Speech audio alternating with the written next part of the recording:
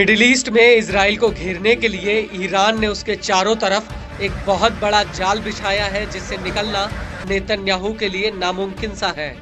इसका सबसे बड़ा ट्रेलर 7 अक्टूबर 2023 को दिखाई दिया, जब हमास ने इजराइल के ऊपर जमीन, आसमान और समंदर से अटैक कर दिया।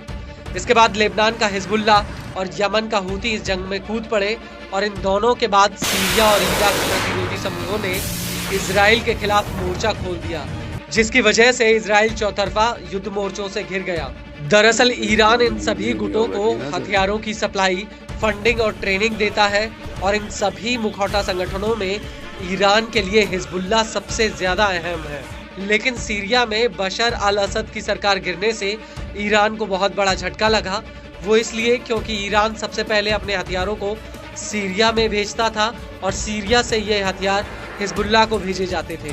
लेकिन असद की सरकार जाने के बाद हिजबुल्ला की सप्लाई लाइन पूरी तरह से ठप हो चुकी है और ईरान के लिए हिजबुल्ला का कमजोर होना मानो खुद ईरान का कमजोर होने के बराबर है। और अब इसी कड़ी में एक बहुत बड़ा खुलासा हुआ है, वो ये है कि अब ईरान हिजबुल्ला को हथियार सप्लाई करने के लिए एक सीधा एयर कॉरिडोर बनाने पर विचार कर रहा है।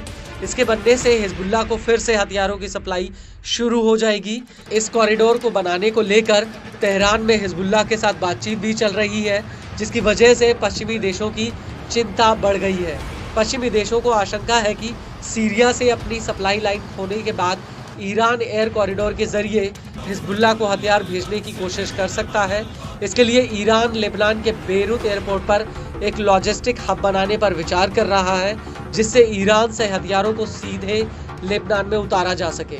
वहीं दूसरी तरफ इजराइल का कहना है कि अगर ऐसा होता है तो हिजबुल्ला के साथ युद्ध विराम समझौता टूट सकता है, और अगर ऐसा हुआ तो इससे इजराइल और हिजबुल्ला के बीच युद्ध की आग फिर से भड़क जाएगी।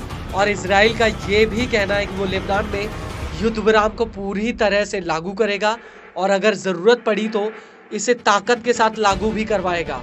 इजरायली मीडिया का कहना है कि इजराइल पहले ही ईरान से लेबनान जा रहे एक कार्गो विमान को इंटरसेप्ट कर चुका है और इजराइल का मानना है कि ईरान ने इस विमान में हिजबुल्ला को हथियार भेजे थे।